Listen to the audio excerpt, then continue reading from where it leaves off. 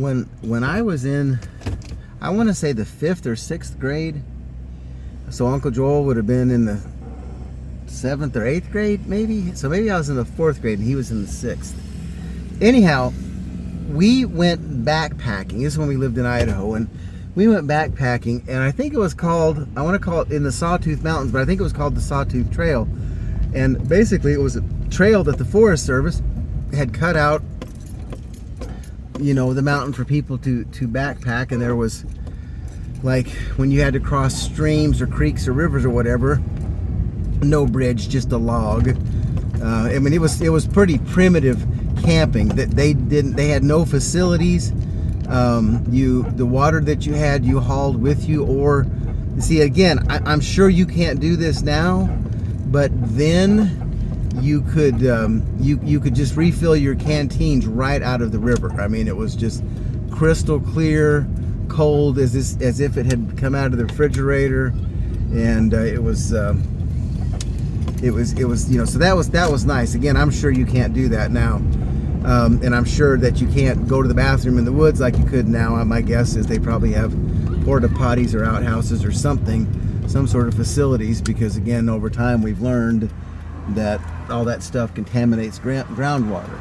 Anyway, so we go on this backpacking trip, and I remember, and we took some kid with us that Uncle Joel and I think we barely knew him, if I remember correctly. He and his mother may have come over once or twice, and I think maybe his dad was a pilot as well. I can't even remember his name. And but I don't know, he was like in between Uncle Joel and me age-wise, and he had blonde hair and he was a little chubby. Of course, that could have described me at the time. Now I have gray hair, I'm a little chubby. But anyway, so we go back, we drive over to where we're going to go backpacking. And the idea is to walk up, go uphill one day, and then you camp overnight, and then you turn around and you come back the next day. And I think, honestly, throughout the whole day, I'm sure my dad was frustrated, because I think after walking the entire day, I think maybe we had gone 5 miles. And I don't remember much about this. I really don't. I remember crossing a creek or a river or two on a log that had fallen over. I kind of remember us starting the hike. I remember at one point this kid got a blister on the back of his heel because I think his boots weren't broken in yet. And I remember Papa had him take his boot and his sock off, and he something's going on. The sheriff's in those folks' yard with the lights on. Anyhow, I remember Papa putting a Band-Aid on this blister of his, and you know, just some things I remember, but I don't remember much at all. But what I do remember is that where we decided to stop to camp, and they had these, you know, these sort of developed camp areas, and by that I mean the ground was cleared off and there was a fire ring. that was all there was, I think, facility wise.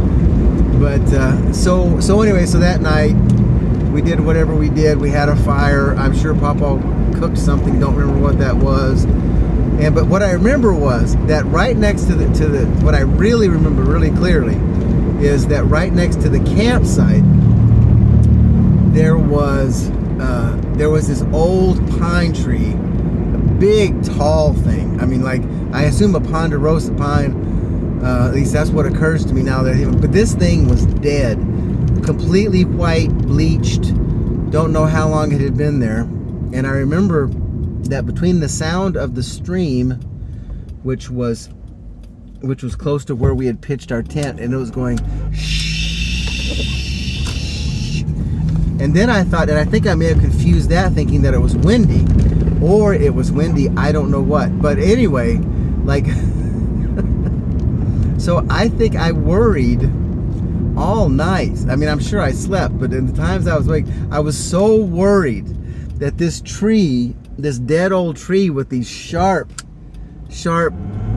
branches sticking out, was going to fall on us and kill us in our tent. So anyway, that's the thing I remember most about that story, because I mean, at that trip, because obviously that was the most traumatic thing. And I don't mean to state the obvious, but the tree did not fall on us in our sleep. So, you know, good news there. Okay, thanks for watching. Love you.